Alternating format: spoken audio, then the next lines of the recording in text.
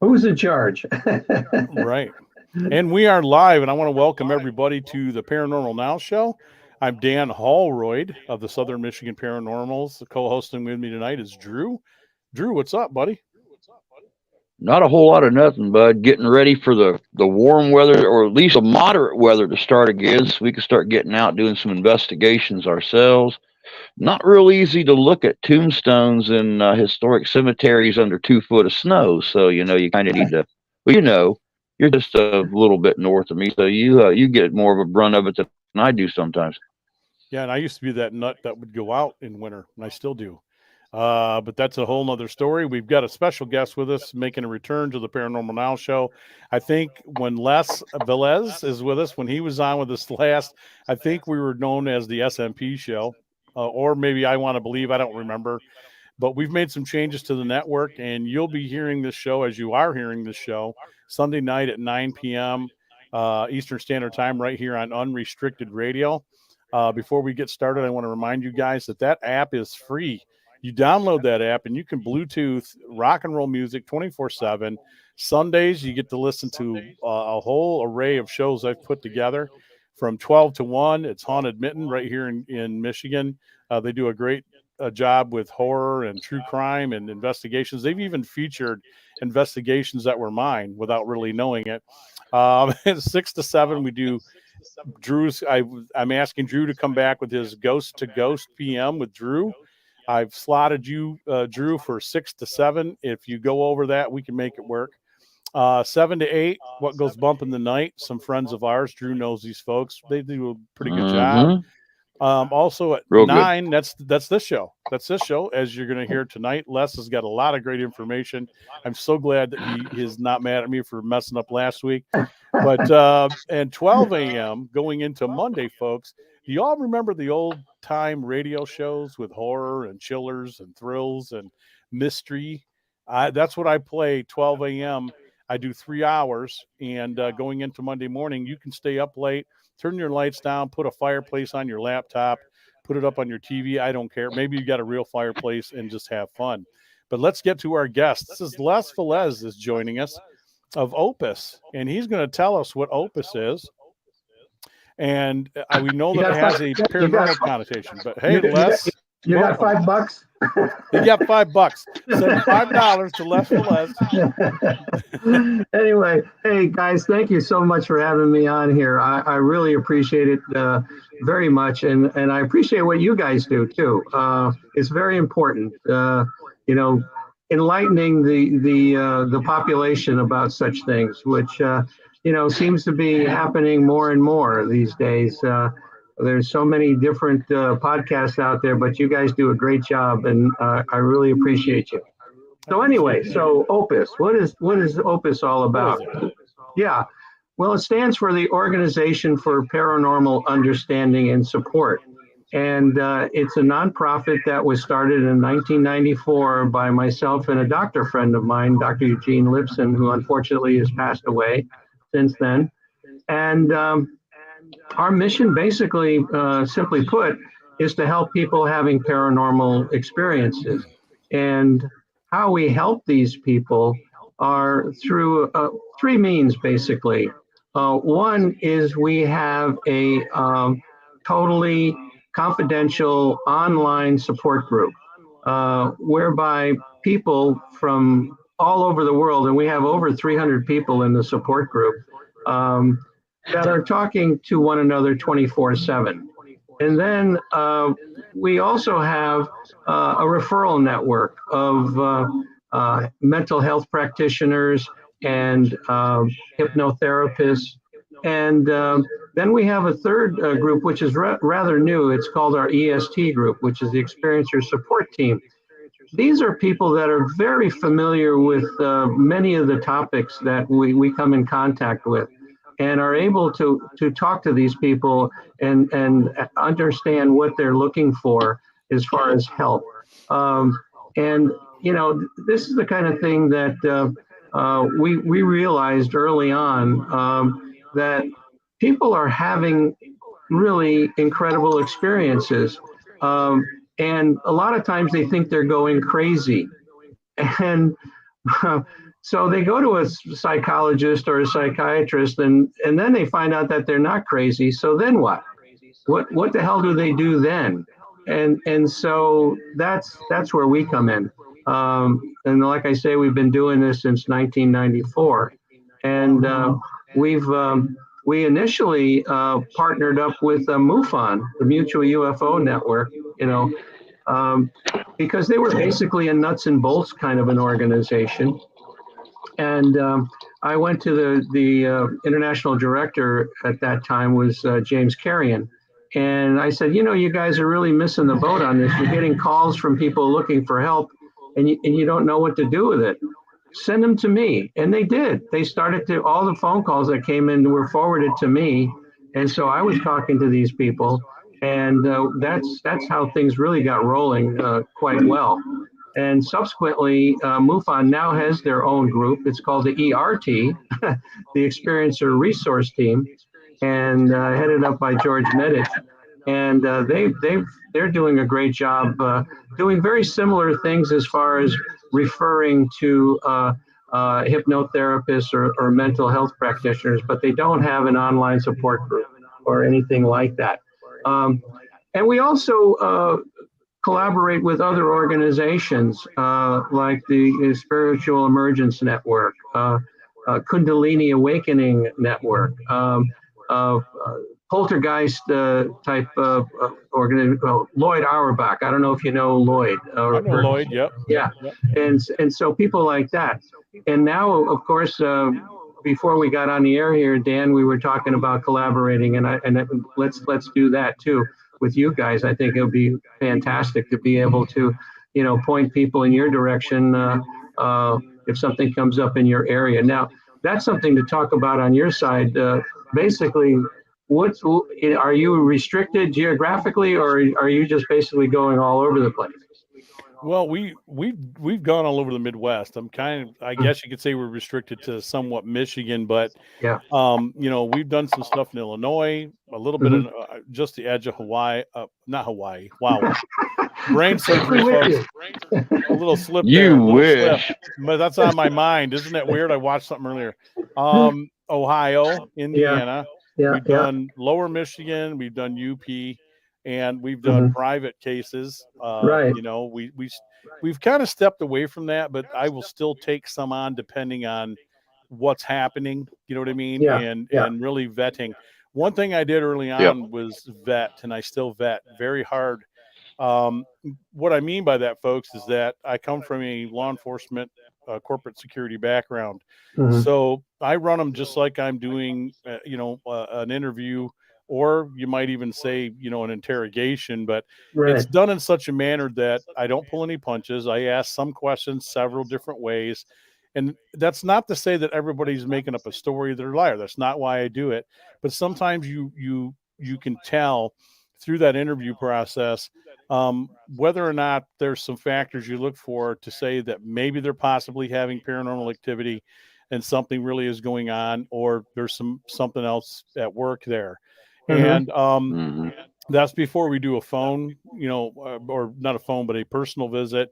Right. Then once we've done a walkthrough and we talk to the people, and I feel that it's safe for the crew, and it's, I've got some medical people on the team. I've got, a couple police officer people who are on the team.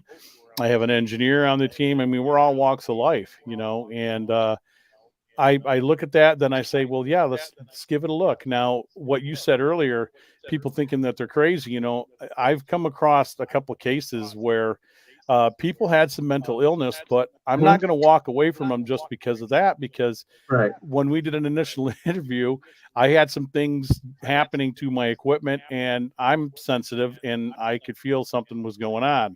So I don't want to be that guy that would just be, walk away because somebody's got a mental issue. I don't think that I'd be, worth my salt as a paranormal investigator if I did something like that, or as a person. And there were times we looked into some stuff and we found some things, and there's other times we didn't. We had to just tell them straight up that. And that's really positive that you look at it in those terms, because just because someone might be schizophrenic or doesn't mean that they're not having an experience. That's correct. That's very real. Yeah. Yeah, very yeah, real. and it's not And just I the think, schizophrenia thing. I was actually watching Parapost Network, some other friends of ours earlier, and mhm, they had some guests on. Excuse me, and one of the questions that had popped up was people with dementia, mhm, Alzheimer's, how they seem, they say animals, small children, people who aren't completely in charge of their faculties yet are more in tune to the paranormal. And with, my wife's grandmother just recently passing away, we noticed her several times carrying on conversations mhm, across the table. yeah, And I told my wife, I said, you know something? I walked up behind her with the K2 meter a little bit ago, and that sucker lit up like a Christmas tree. mhm, Now, is yeah. the Grandpa Bob? Is that the people that lived here before? What is she communicating with? What is she seeing that we're not? This realm is so incredible. It is so incredible. My daughters went down to Maryvale. It's a spa down in Tucson. Yep. I know where that's Um, at. Yeah. yeah, and there was a medium down there, and they both went to the medium. Basically, they wanted to kind of talk about, since my wife of 52 years passed away this past summer, and so it Yeah. really I wanted to tell you I'm sorry about that. Last I saw that. thanks, Dan. And Yeah, it's and sad. and so in talking to the medium, they, of course, they didn't tell her anything, and she was able to start telling them stuff about my wife that blew their minds. And for instance, like, Mm. oh, I see her. She's wearing green. Does she like green? That was her favorite color. you know how is this possible? How is this possible? And she Right. went on to talk about Wow. my brother, who she doesn't know me, doesn't know my brother, and it's like just incredible stuff that she brought up. And that's another realm that is just absolutely blows my mind. Yeah, it's mind-boggling. There's and I talk very transparently about, obviously there's a lot of people who think they have it, they don't. There's a lot of people, I think they're misdirected, or some of them are just straight out, they know that Yeah. they don't have the gift. But there are a lot that do. And as you said, that boggles my mind. I'm one of these people that picks up on things too. And my wife is still amazed and boggled. And I still surprise myself, Hmm. information that I might pick up. And I just let the door open when it freely feels like it's open. And I noticed after the brain surgery recently that I seem like I'm back in form, like things are back where they need to be. And think that's a good thing. And like you said, it's amazing what some of these folks can do. I'm friends with Christy Robinette, who's here in Michigan, and Christy can get a little out there. She's a little flamboyant with who Hmm. she is in her language, but she's hit on things with me and some other people I know. There's no way, like you said, Les, there's no way she Yeah. would know that stuff. Oh, I And know. isn't it I, just incredible? It's oh, it is. It crazy. is. Another story. Matter of fact, this was the beginning of Opus. Actually, I was written up in a newspaper article, and this other woman was also written up in it. She contacted me after the article and said, I'm in contact with these off-earthly entities, and I like to understand what's going on with my brain Right. when this is happening." And so I said, to myself, I said, I don't know how I can possibly help this person. And then she said she was working with an emergency room doctor down in Carmel. This was down in Northern California. Yeah. And so, anyway, when she said that, that really got my attention because I had a doctor friend, Dr. Eugene Lipson, who ended up being the co-founder with me. And we went down there to see her, and we walked in to her house, and she had a picture on the wall. I don't know if I said this the last time I was on, but uh, she was standing on the back of a rather large boat, and it was in beautiful crystal blue water, clear water. And I said, "Where is this?" She said, "Oh, it's down in the Caribbean." I said, "What are you doing down there?" She says, "Well, I'm helping these treasure hunters." And I'm saying, well, how are you helping the treasure hunters? Well, I'm in contact with the captain of the galleon that went down. And I'm going, what? You're in contact with the captain of the galleon that went down. I said, okay. So anyway, that started off the afternoon. But then she started telling us stuff about ourselves. What happened? She had a near-death experience and became very psychic afterwards. And so this talent, got put in her lap, so to speak, and she started to communicate with a whole lot of different entities. And some matter of fact, she wrote a number of manuscripts about the people, and in one case, she actually talked about Jesus, and so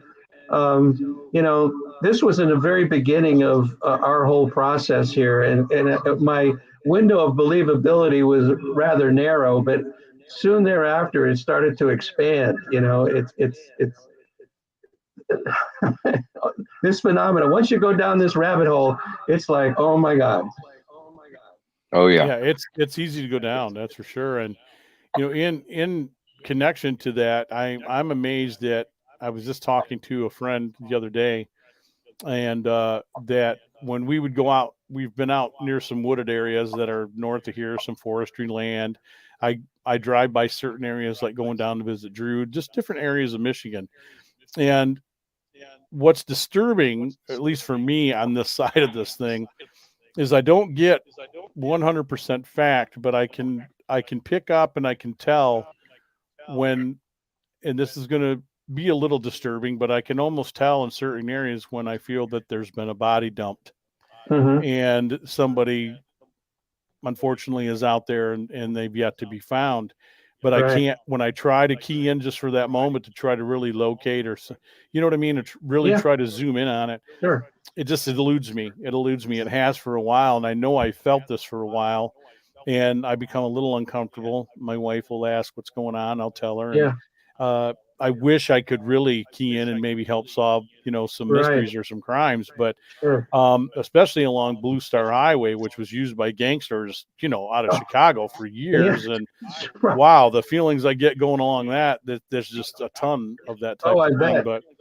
But paranormal wise, I was like you, I wanted to believe, I had to believe what was going on with me all those years, but I wasn't really ready to share exclusively with only some people, Right. And that's because I knew these were people that wouldn't laugh at me. And and as far as like I said, looking into this, I've said in many lectures, you've heard me say this before, that I'm here for the dead just as much as I am the living. There's a lot of messages, there's a lot of things that need to be told. I think on the historic end of things too, I feel that I'm doing a job here at Henderson Castle. I do the historic ghost tours, and it's an 1895 bed and breakfast. And I just want people, with a little bit of what I do, is to remember that history matters. These people mattered. They mattered. You and I matter. I wouldn't like to think that somebody just doesn't, I live my life and I'm just not remembered, or if there's something else going on in the afterlife. And maybe there isn't always a message. Maybe they just want to communicate. I try to open that up in what I do too. Yeah, I do. No, that's really good. I'm sorry. I was just going to say, Dan, like I always say, what is the paranormal if not an echo of history? These are the people that came before us. They're trying to keep themselves, if somebody's open enough to communicate with them, you're keeping their history alive. It matters. Yeah. So, and what Les said a minute ago about that woman in California, it really kind of resonated with me for having the near-death experience, because though I grew up in, I don't like to use the phrase haunted houses, but since I grew up in places that were active, especially the house that started off as a little one-room log cabin back in the 1830s. But, when we lived there, it was an 11-room house in the country. But I was sensitive then because, I picked up on the things around in the house and everything. But after 2016 when I actually died twice. Yeah. Wow. That's when things really kind of, and so yeah, I can really, that resonated with me when he mentioned that NDE. It's like, ooh. Yeah, I tell you, I interviewed on the Opus website. I do an interview series myself, and one of the women I interviewed, I don't know if you know her, Pamela Nance. I know that name. I know that Yeah, name. Pamela Nance. She does these types of investigations as well, and in the North and South Carolina area, Right. and really focuses on history. And she was telling me some stories, and you can hear the stories if you go to our website and look at the interview series, Pamela Nance. It's a fascinating interview because of what she says. And she was telling me this one place they went into, they could actually, they recorded, this electronic voice type stuff, which my terminology is terrible in this area, but they could hear gunshots and people that were obviously during the Revolutionary War, and then they were actually communicating, and the people on the other side, these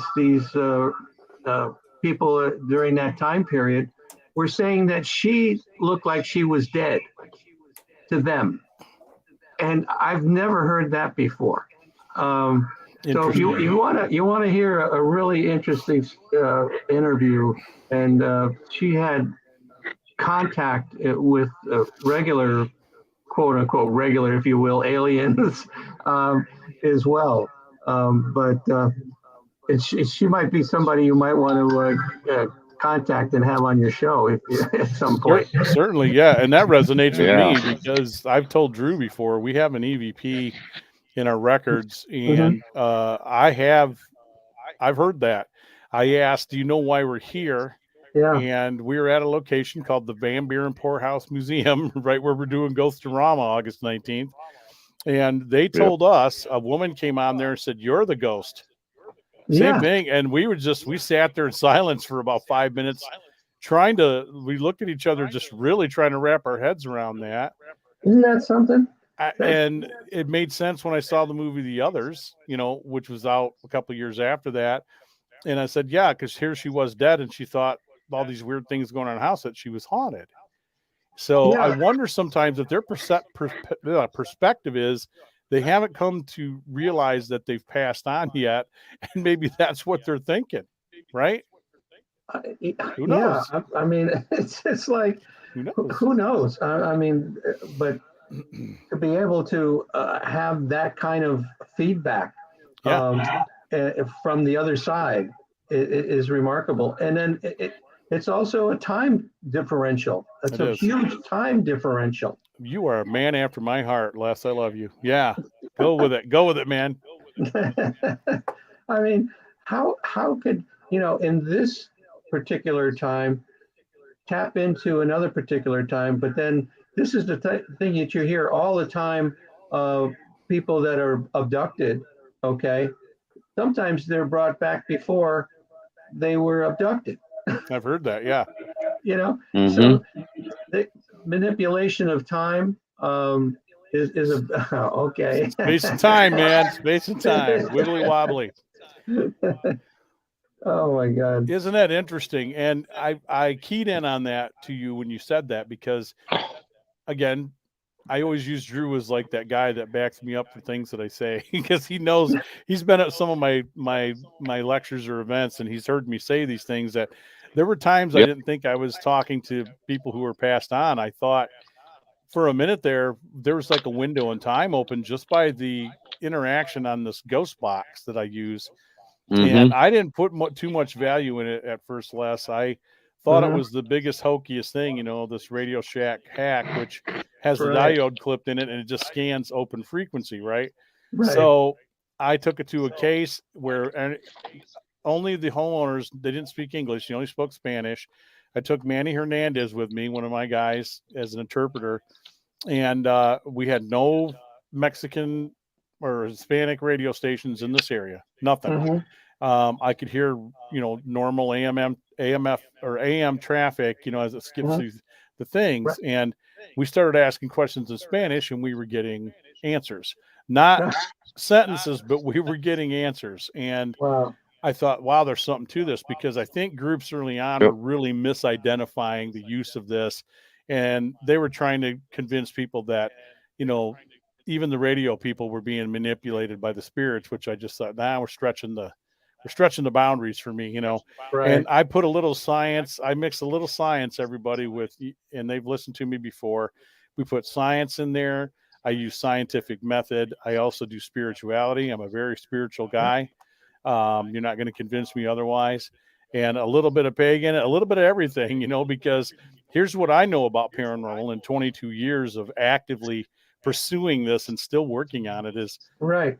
nothing. You know what I know? I take hypothetical guesses and educated guesses, and I share my opinion, and I base some things on some facts that I can, see, taste, touch, and feel type of deal. Mm-hmm. But I'm a skeptic. I'm a healthy skeptic when I need to be, but I'm also a believer. This phenomenon is real.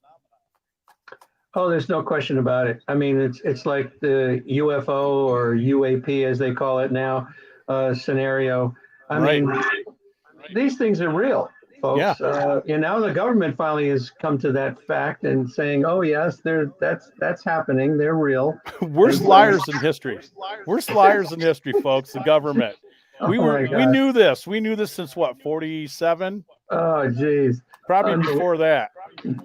I mean, so many reliable sources have come forward over the years that have had the connections that were necessary to be in the right place.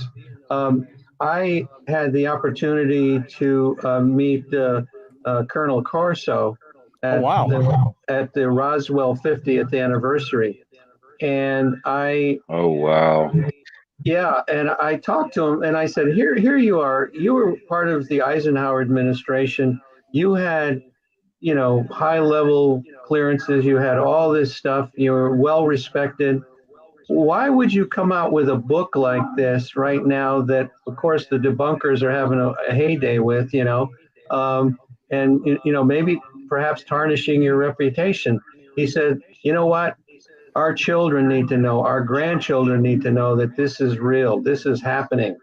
And so just from that conversation, I knew this guy wasn't blowing smoke up anybody's tailpipe.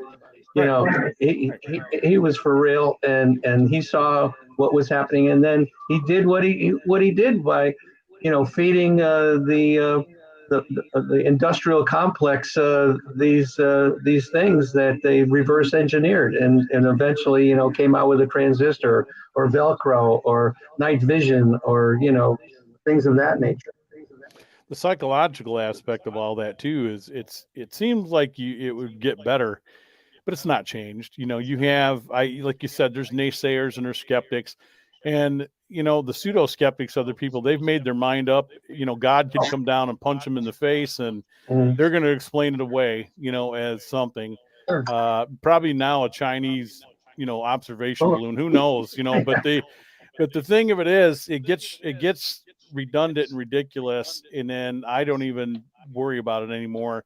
And then there's a lot of psychologists, because I put a study of the psyche of the mind involved in what I do too, because like we mentioned earlier, I have to have an understanding of what's going on with this person, not only in their personal life, but also medication, a broad band of things.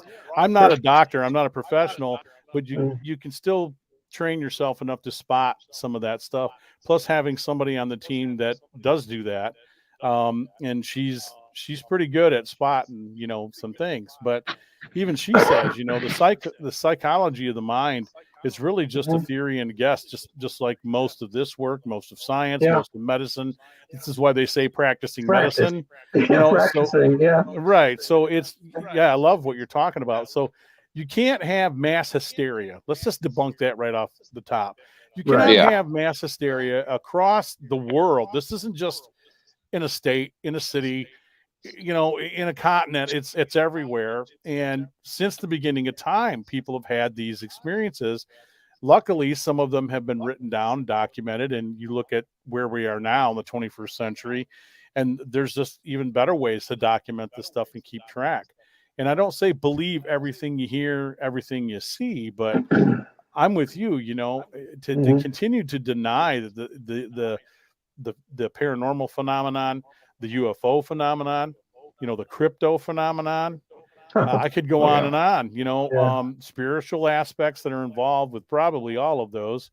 There's always a bit of truth, even in some urban legend. Sure. It starts somewhere, and There's always a bit of truth in the myth.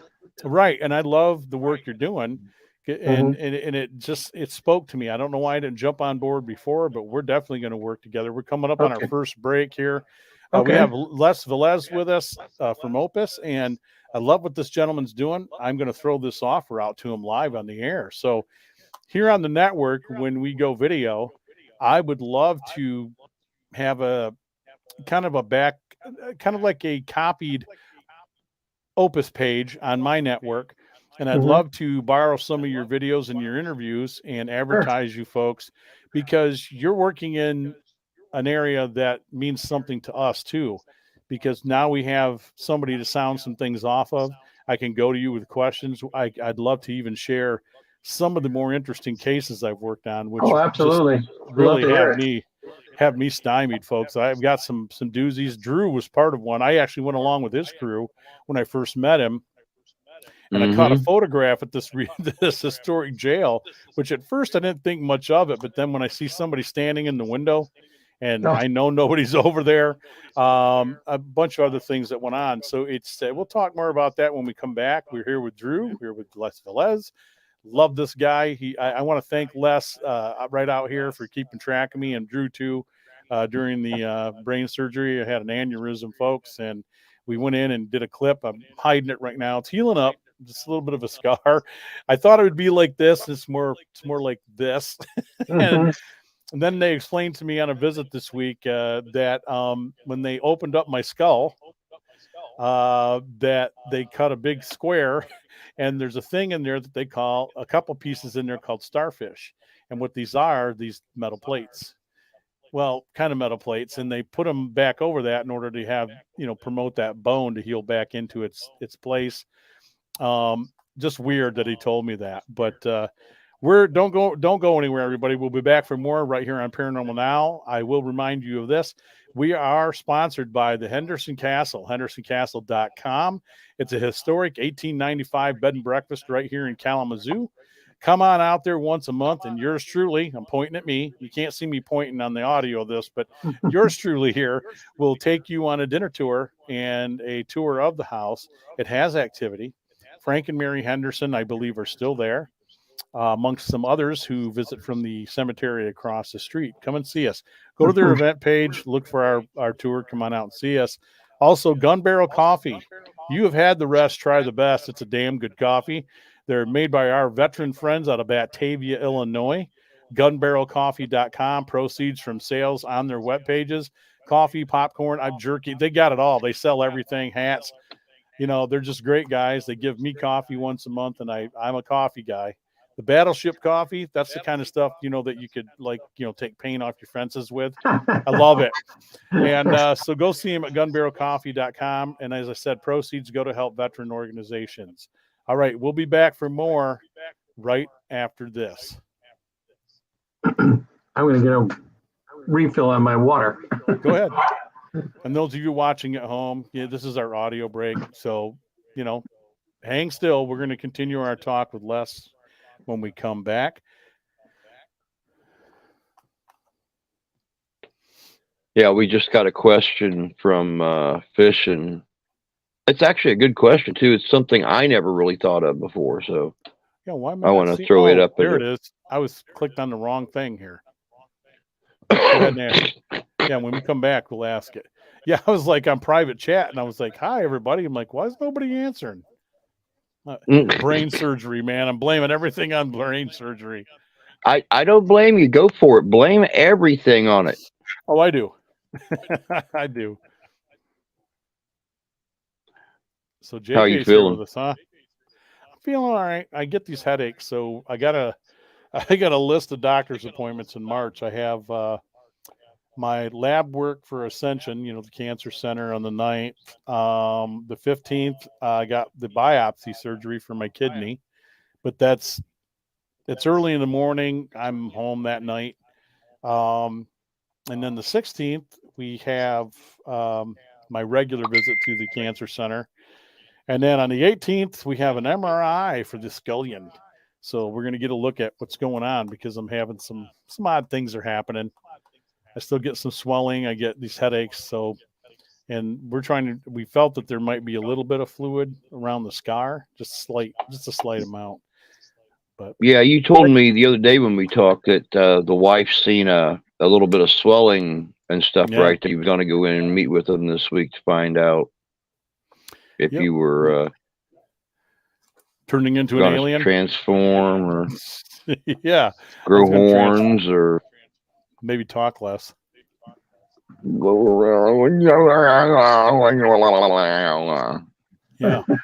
Or talking in tongues, I do that, but that's a whole other show. That's for the big dog show. All right. That's for the big dog show. We don't do that here. All right. Hey, welcome back, everybody. This is Dan Holroyd with the Southern Michigan Paranormals and Drew Ellsworth of I want to get this right, Third Eye Raven, right? Three-Eyed Raven Productions. There you go. Thank you. And what else do you do? Living Histories. Living Histories Mysteries on YouTube. We do a lot of regular history. I personally love going into the historic mysteries, the mysteries that history left behind. For those that don't know, March is actually Irish American Heritage Month. So we are doing all Irish mysteries, folklore, all kinds of stuff like that. So it's about time you get about 2 or 3 of those things going, and you got something there. Some Irish history. Amen. Yeah, we found out that my wife did a 23andMe, and we thought we were British, the Holroyds, and come to find out we're Dane and Irish on my dad's side, which makes sense because the Vikings did sack York probably 2 or 3 times. So there obviously was some marriage going on there. They've traced my genes, which I don't know how they do this, but all the way back to what was it, the first Irish king, King Nain, or whatever his name was.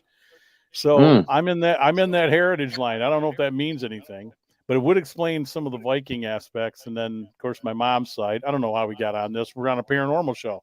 But, if you guys want to do it, I suggest people do it. You're going to find out a lot about yourself. It's pretty amazing what gene recognition can do to trace your ancestry. My mother's side, we were French, German, and the French Canadian rather, but we know it's French. And of course, Ojibwa Indian. So my great grandmother was Ojibwa.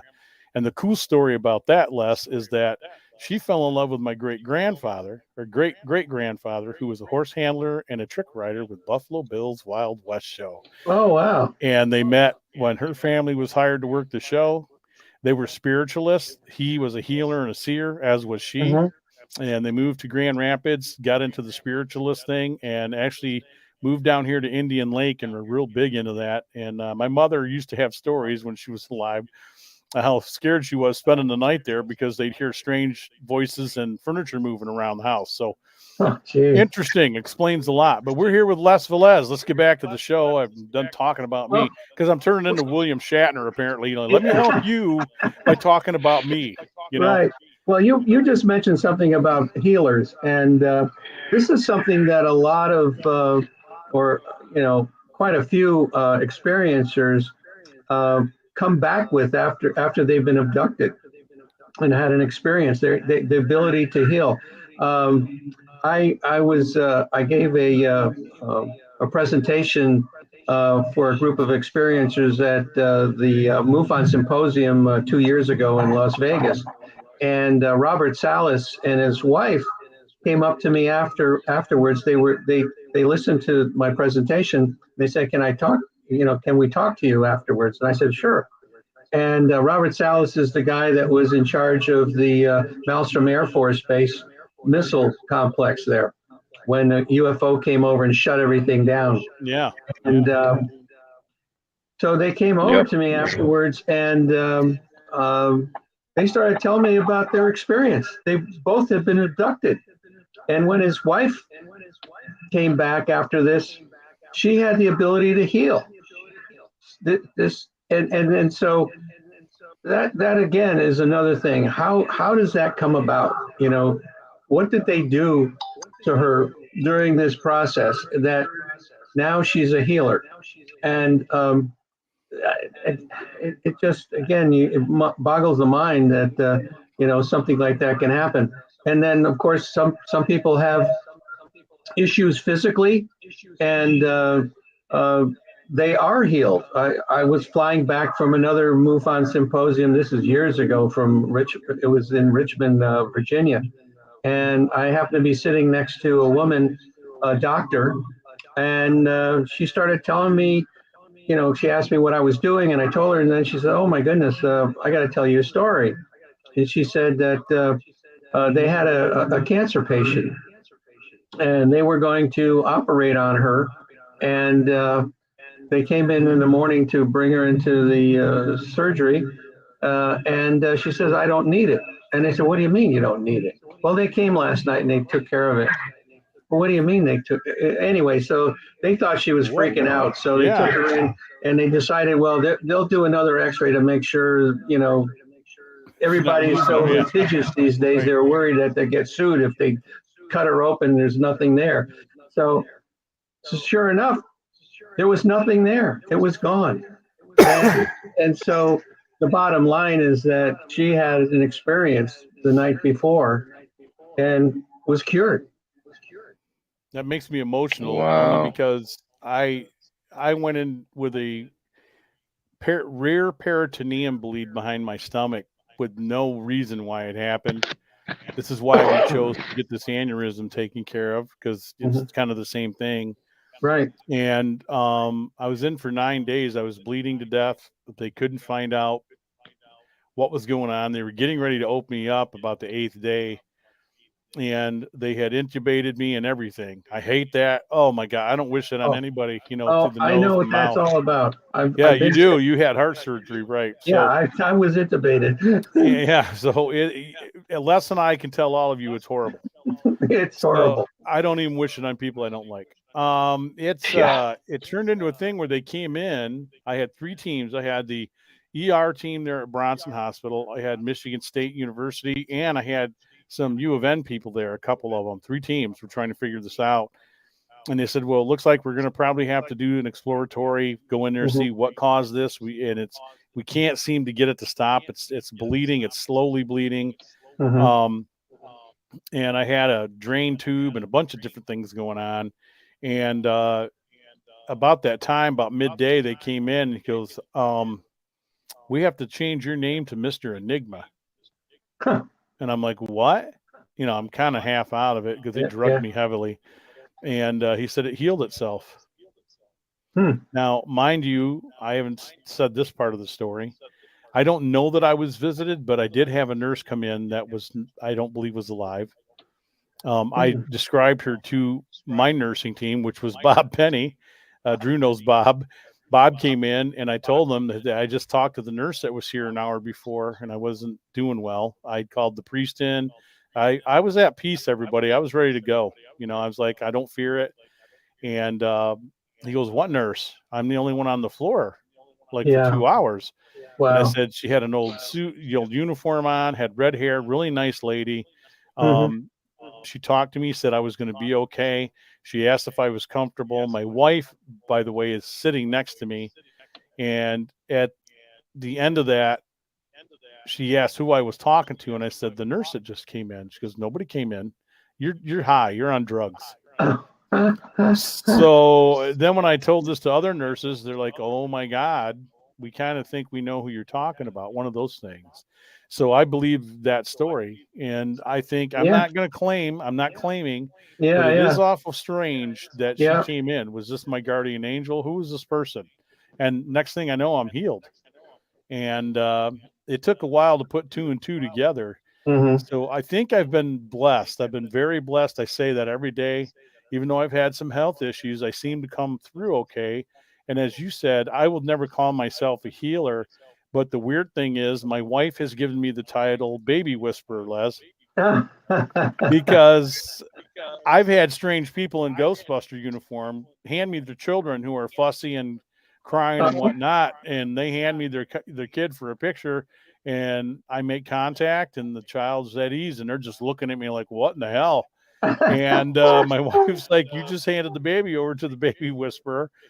And I'm that way with most children. And I love children, love kids, and I just have a connection. So I don't know if that makes any sense, but it's kind of in that realm. It's a little weird. I think there's a lot of stories like that are just miraculous in a way, and that's what they call them. You know, they're miracles in a way. Mm-hmm. My open heart surgery, I guess there was an issue, and they were very concerned, and at one point, and when my daughters met with that medium, she brought up the fact that your father had an issue with his heart, and she nailed it, and said that this there was an intervention. Yeah. That he wasn't supposed to go. It just wasn't it wasn't his time. Got more work to do. Damn it. I know. There's a question, Les, right before the break. One of my people was asking if you think a person's personal spirit is that feeling we get in our gut. I'm not sure I understand the question. Run that by me again. I think what he's trying to ask is that when we're getting ready to do something, whether we know it's going to work or whether it's good or bad or whatever, we get that clenching in our gut. Do we believe that is the personal spirit of that individual trying to say? I've said this many times, is that my gut is such a great indicator of something either I should do or I shouldn't do. And I'm not sure what that is. Is that your spirit? I definitely believe, and I go with it all the time, basically. If I feel nervous about something, and it comes right from the gut. It comes right from the gut. I always tease my wife and call it my spidey sense. Yeah, exactly. I don't know how many cases maybe you can think back, to some of these experiences shared with you in respect to paranormal contact that I've had people, they automatically assume because they feel heavy or there's a sense, not really foreboding, but there's heavy, they feel something isn't right, that they instantly, because of probably factors of how they were raised, maybe religiously how they were taught. I seem to find that to be the case, or TV or books, that I have to try to teach them neutrally sometimes, at least when I try to feel it out, that just because you have that sensation does not mean that it's bad. Yeah, it's how you interpret it. Yeah, exactly. How are you brought up? What kind of upbringing did you have? What kind of issues did you have while you were growing up? A lot of the people that have had experiences had childhood trauma of some sort, and so they basically dissociate in a way, not a pathologically detrimental way, but in order to handle the situation, they dissociate. And so this is something that we did a study back in 2007 that actually MUFON funded, and my organization was involved with it. And basically, we took 71 people that claimed that they had been abducted, and 51 as a control group. And we found that none of them had any psychopathology. They were all, they were not fantasy prone. They didn't have any of the things that debunkers talk about at all. But they did have this commonality of childhood trauma, and their worldview changed significantly afterwards. They all, most of them came back with the idea that we need to be better to one another. We need to be better stewards of the planet. We need to Absolutely. we need to love each other, folks. Instead of going to war all the time. And that reminds me of this retired Israeli general that wrote that book. His name was Haim Eshed. Yeah, and he yeah. The fact that we're in contact with them. We've been working with them, and they're not making themselves obviously known because we're not ready. And I totally believe it. I mean, you see how many wars are going on right now in this world, and what we do to people, and it's horrible. I don't know when we'll be ready, if ever. Wow, you're going to get me on my soapbox. So everybody ready for a second? Yeah. I'm going to echo some things that Les said. And, the one is right. I don't politically agree with a lot of people and a lot of things that are going on, but that doesn't mean I have to be cruel. Doesn't mean I have to go act out and be nutty. In a sense, I preach this and I really believe it. I try to walk it every day. If there's no common ground, I practice this thing called silent courtesy, which means that, you're entitled. People are always entitled to their opinion across the board. Doesn't make everybody right one way or the other, but kindness is a big thing. It doesn't cost anybody really anything out of your day. It really doesn't. Just to share a smile, share a handshake, be concerned about one another as human beings, outside of race, religion, doesn't matter. Right. If everybody could do that, it'd be such a better place. I know we'll never have a utopia. I mean, we're human beings, but there's strides could be made. Other things can happen. And I think in the paranormal world, it goes on there too. And it's maybe not as drastic, but there's some strange things that go on. And the other part I wanted to talk that Les kind of tuned into too is that they've been here. We have a doctor that comes on the show with us quite often. Drew loves to talk to him when he comes on. And he is very convinced that they've been with us. He names certain races. And I watched some Gaia, and I've listened to some very credible people that you've probably interviewed and talked to, Les, that I think they've been here for a while. I think we're still being visited. I have no doubt of that. This has been going on for eons. Eons. Yeah. I mean, it's they've been here. Whether or not they manipulated our DNA, which is highly likely.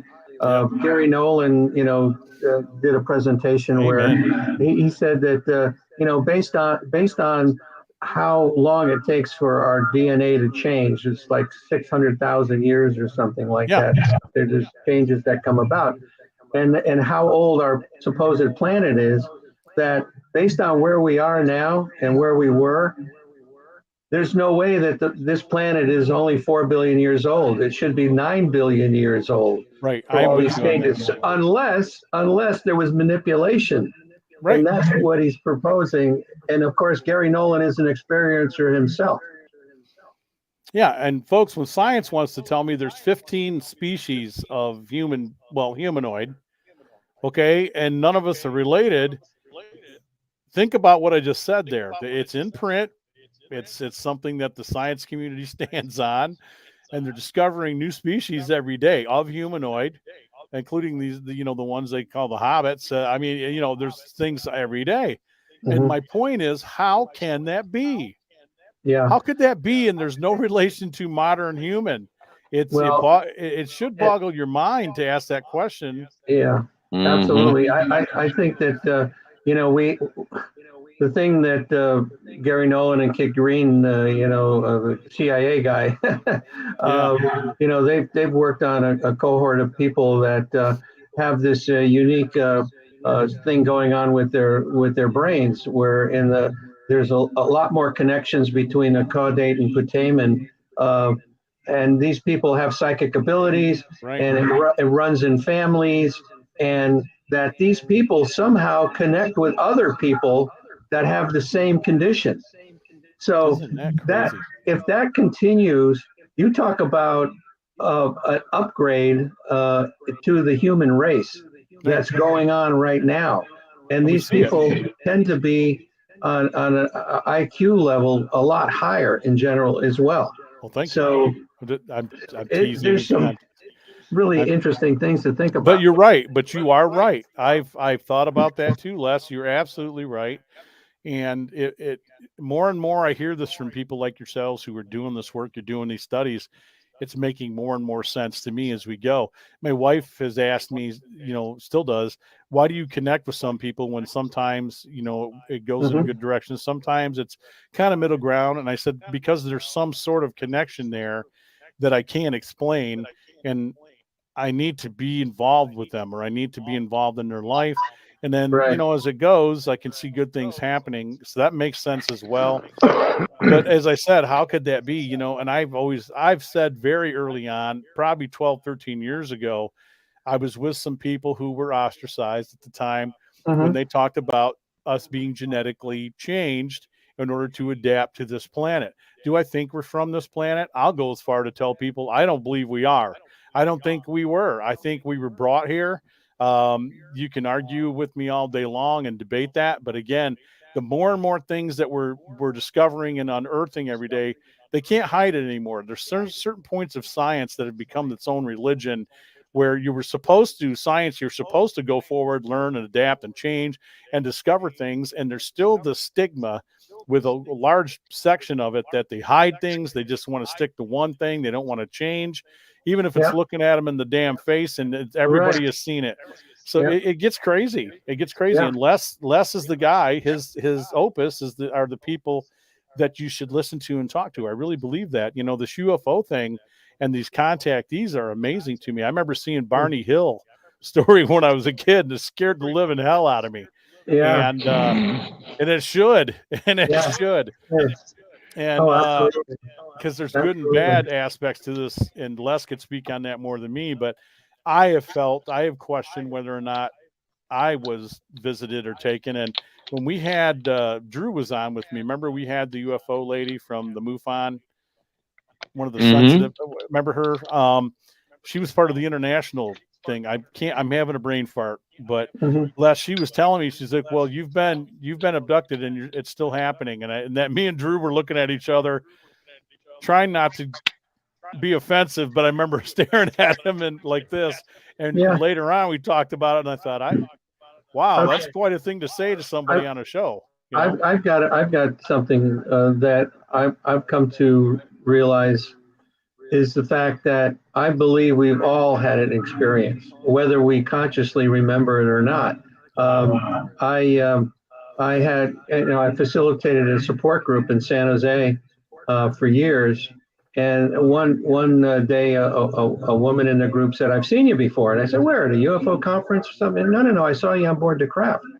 I said, "Really?" Whoa. And I said, because, I had no conscious recollection of that at all.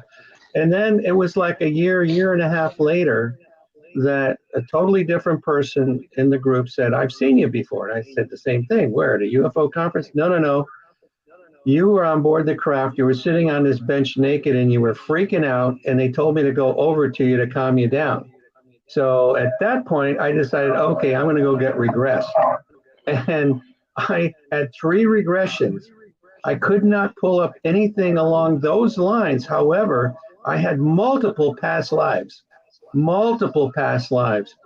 then it was shortly thereafter that somebody said to me, perhaps this person somehow tapped into a past life where you might have been abducted. And this is, again, something about time dilation and all this kind of thing that we just don't understand how that could possibly be. But then, like Pamela Nance talking about the fact that she's hearing gunshots in the Revolutionary War, and they're looking back at her and saying, "You look like a ghost." This is just incredible stuff. Absolutely incredible stuff. Yeah, And then nobody's telling everybody out here you have to believe everything, but it's go and listen to it, watch the interviews, you know, check out the studies, and let's just listen to people like Les who are credible people. Yeah. And it won't be so hard to understand. And I'm with you. I think my expression is that's crazy. It's really not. I don't think it's really crazy, but it's just crazy to take in. You know, you're just like, man, it's amazing. It's really honestly not, because when she told you that, Dan, the first thing that I flashed back to, and you and I have talked about it a little bit, I haven't gone into a lot of detail with you, and but when I start having those dreams after I came out of the coma and after dying and everything, and I came home, even when I was in the coma, I was seeing places, carrying on conversations with nurses in the hospital. And then when I come out of the coma and I asked the nurses and the doctors about these special rooms and the hammocks I was laying in and stuff, they're like, we have nothing like that here. It's coma psychosis. It's coma psychosis. Your brain was making stuff up. But when I came home, I started having those experiences with waking up in the middle of the night and seeing, all I can just compare it as is spots of light standing around my room, and I'm there with them. And my question is, how do they know that? That's a great term, but how do you really know that it's coma psychosis? How do you know that? Yeah. You don't know that. We don't know a lot. We don't know a lot. You're right. We don't know a lot, unfortunately. And then, if you ask that, that's amazing, Drew. And I think we discussed on a past show, Drew was again co-hosting, that I told them maybe one of the past lives, and she told me that I was 16 or something. I was in the British Navy, and I got hit, knocked down, and was knocked out. And as the ship was sinking, I came to, and I went down with the ship, and I have an asinine fear of drowning in deep water. And I will not go out in deep water. I'm not doing it. I'll go out on a kayak and stuff, but at Lake Michigan, you'd have to bust my arm to get me to go way out there where I can't see land, at least make a swim for it. There's paranormal aspects of that too, but I think that explains past life, might explain that. There's times that I thought I was in World War II. When I was a kid, I used to have thoughts of being in a bomber, like I was a gunner, and I died, like the plane went down.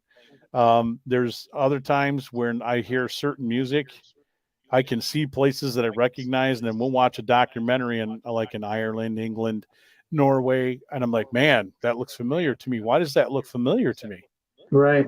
The music speaks to me, and even Native American stuff. So it's a lot to take in. It's a lot to take in, but I think you're right. I think we have, I don't know if it's genetic memory or if it's past life, but I'm open to all of it, because what do I really know? Nothing. Yeah. I mean, there's again a lot of stories about people that have had a past life where they got shot, in the chest, and then in this lifetime they have a mark on their chest exactly where the bullet went in. That's supposedly. crazy. Yep. I've heard of that.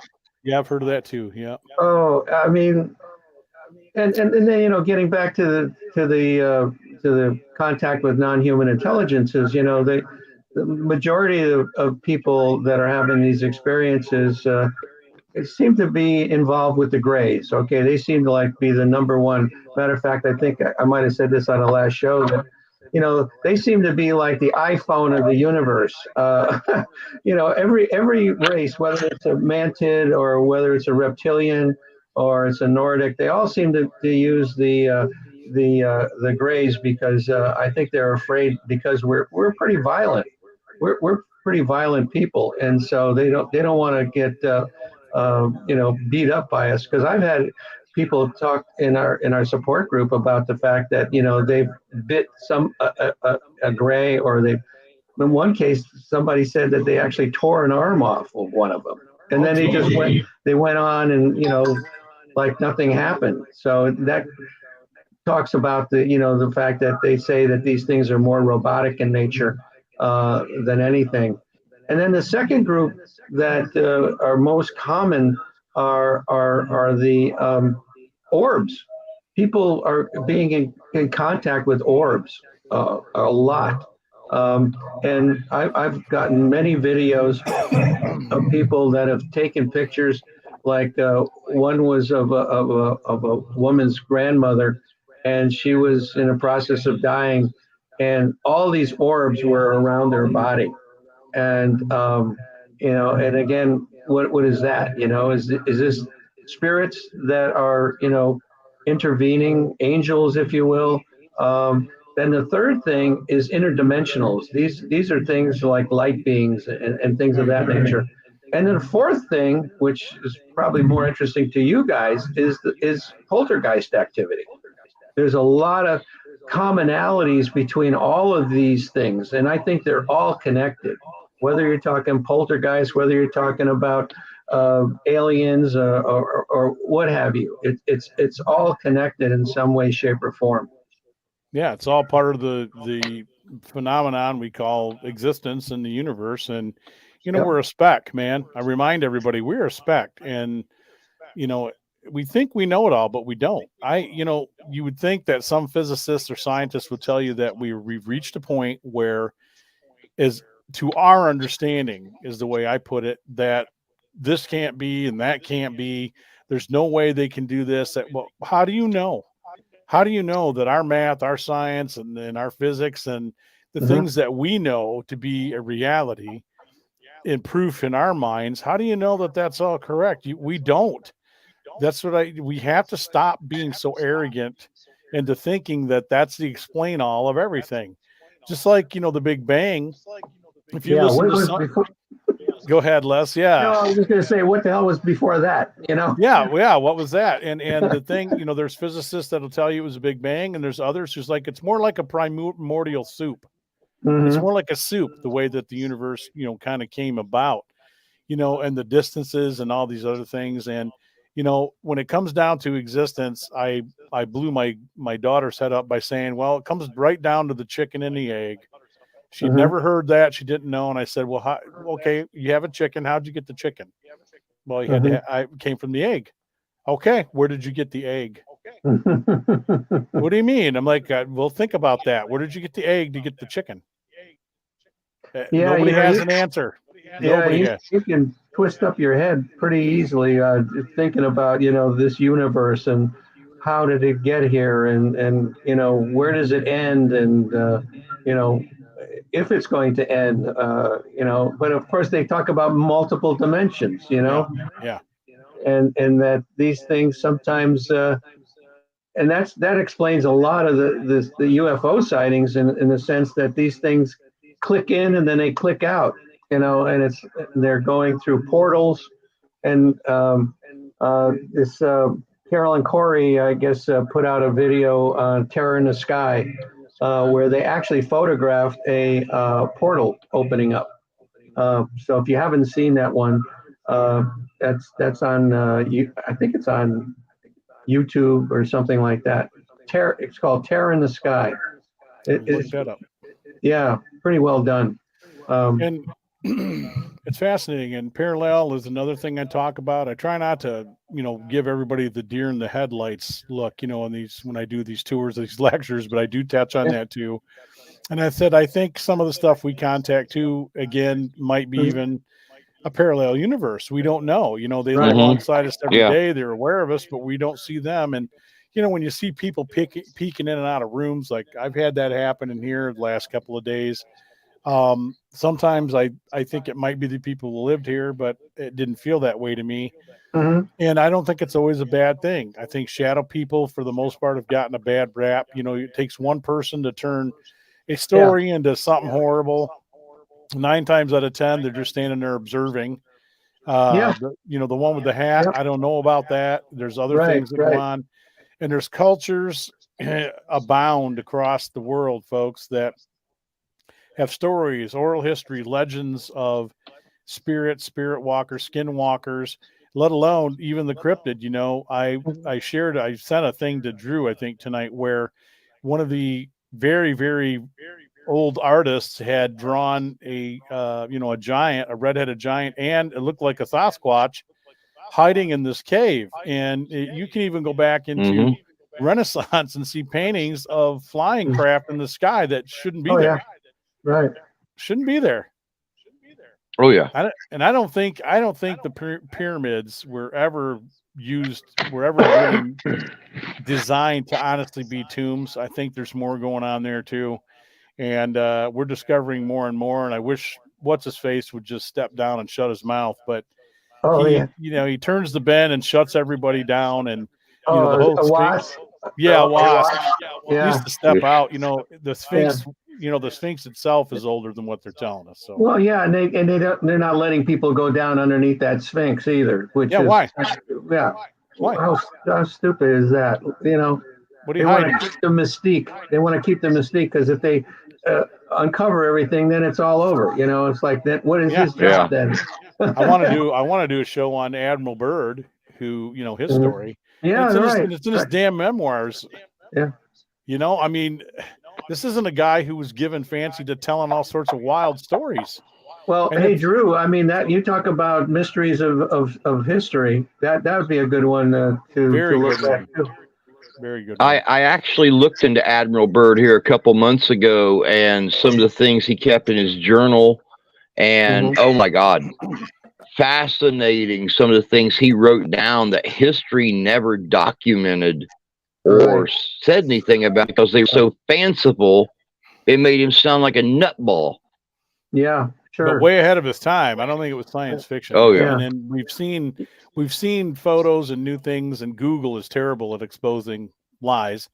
They can't hide things that we're seeing from Google Maps, from our satellites, until NASA gets a hold of it, and that's a whole nother show. Don't get me started on that. They have a good brush. Yeah, they do.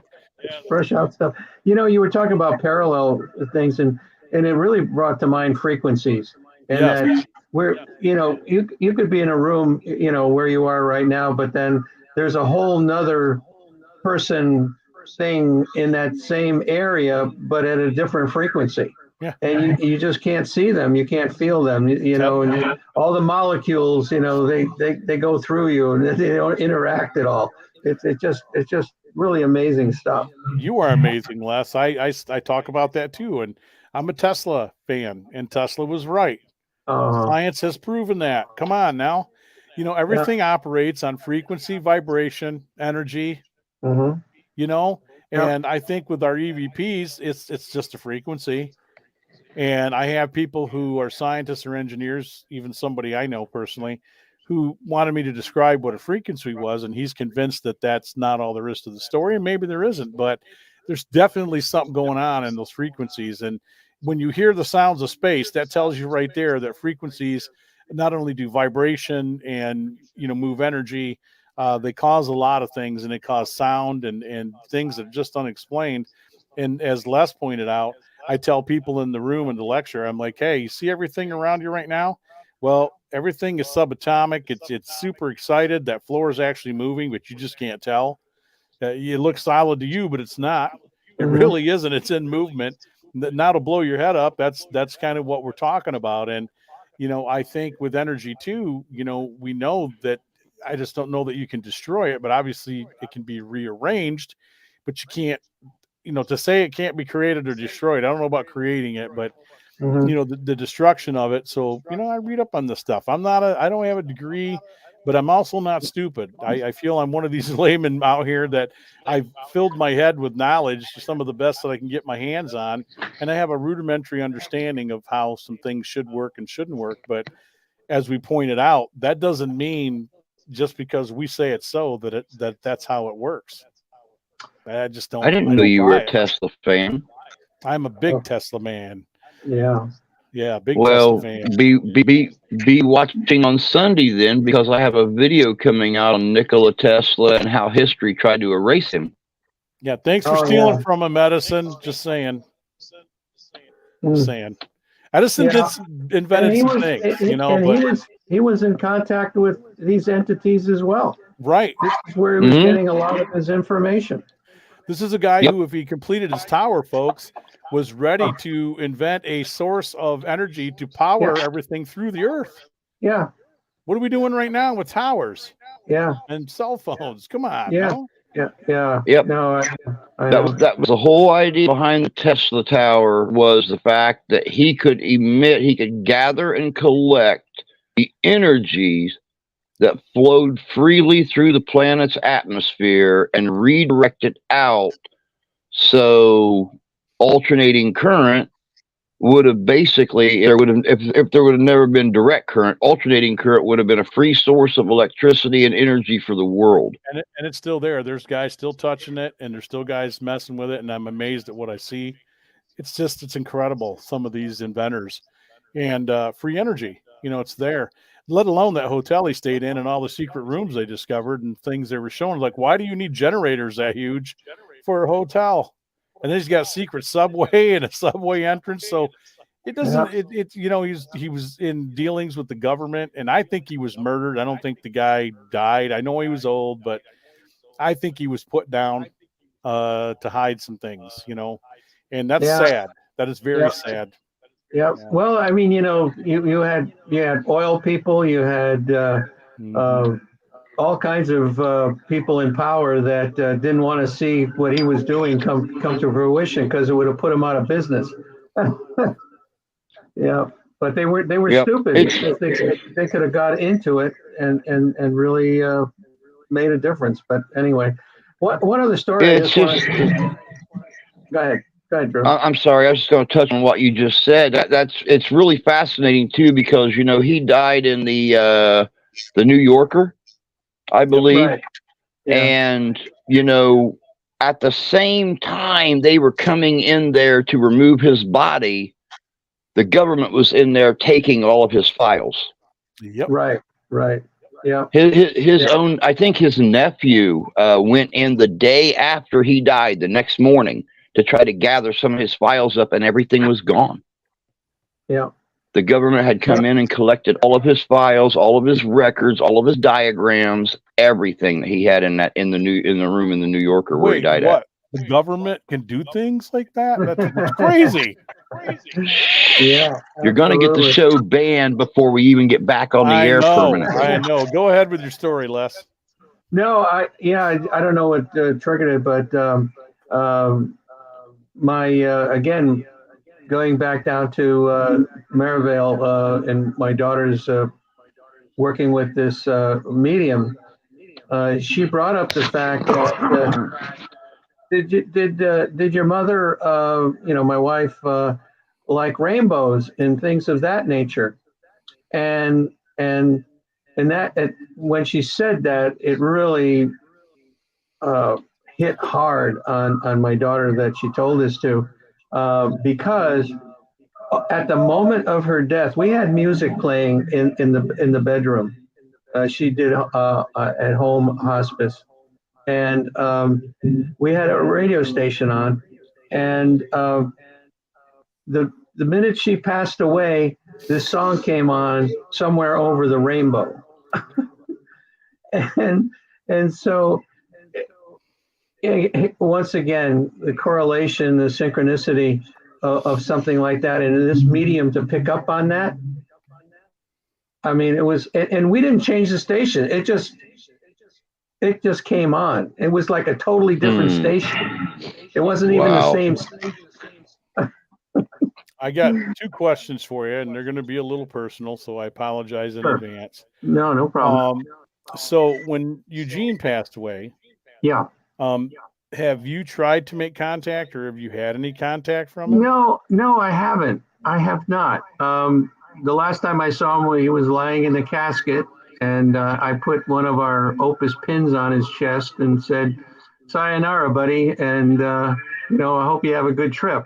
When but no, that was it. I've not had any further contact with him.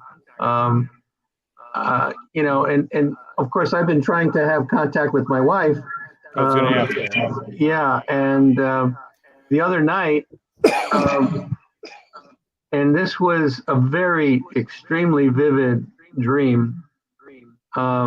I had a wonderful time with her, and and that was the other thing the medium was talking about, is that she's around here, and she's looking after me, so to speak, and she knew that I was interested in maybe getting out there, and it's almost been a year now, and looking for someone to maybe have as a friend, or maybe a little bit more than a friend. Yeah, it's understandable. Yeah, and these things are.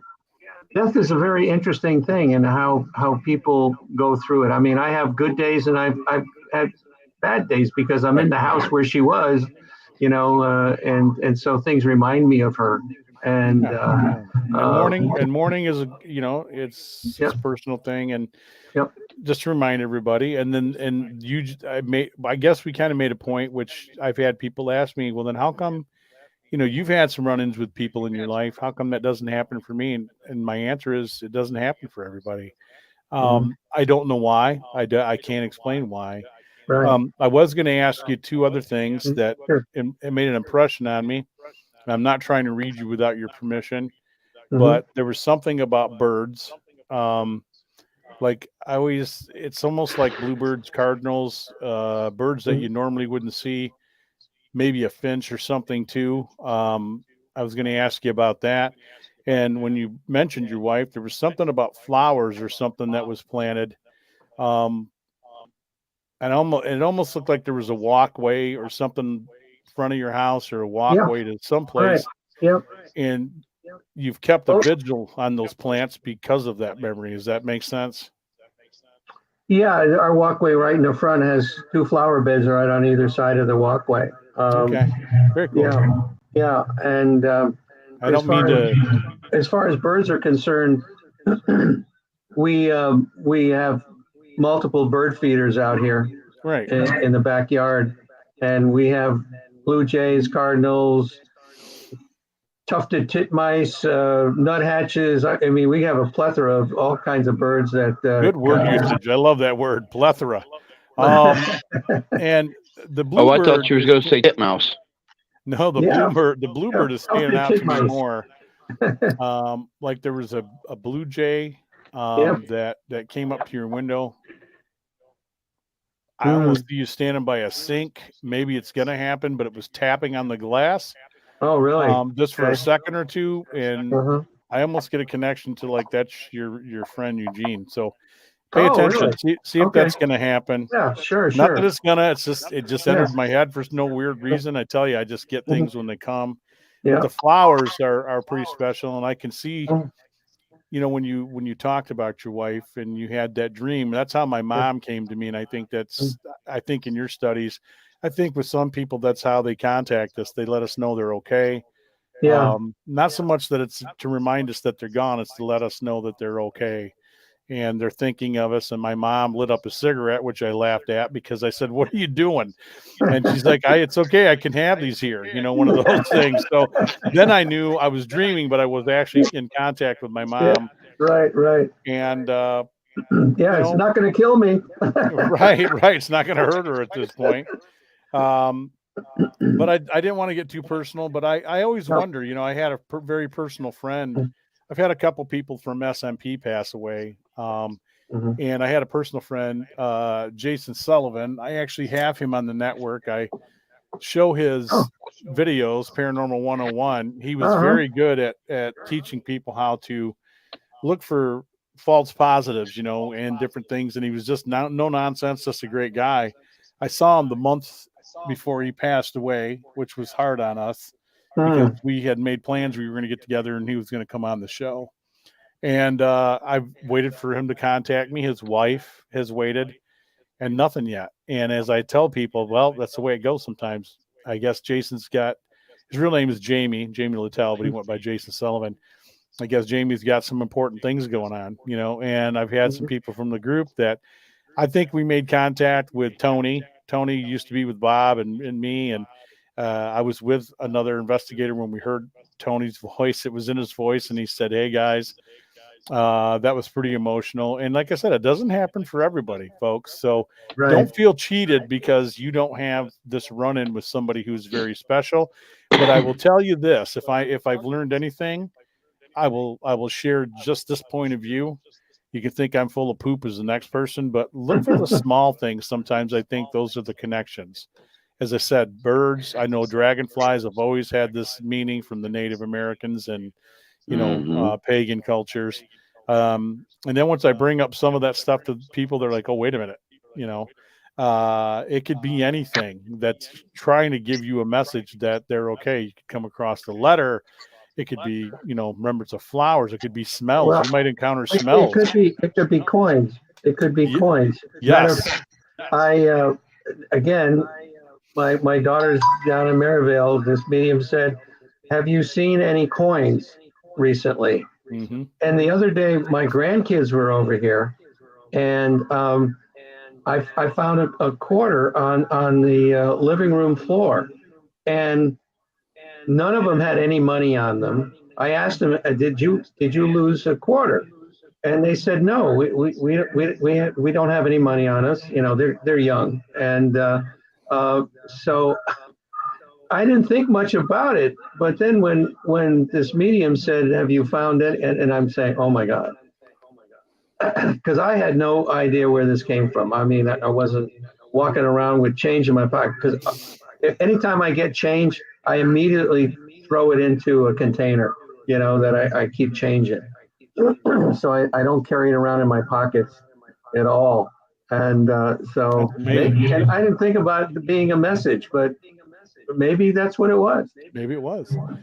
Well, Les, it's been great having you on. I'm going to have you on again so we can shoot the poop and talk some more. Sure, absolutely. And you gave some great insights, great information. Tell everybody where they can find Opus. Yeah, you can find me at opusnetwork.org, opusnetwork.org.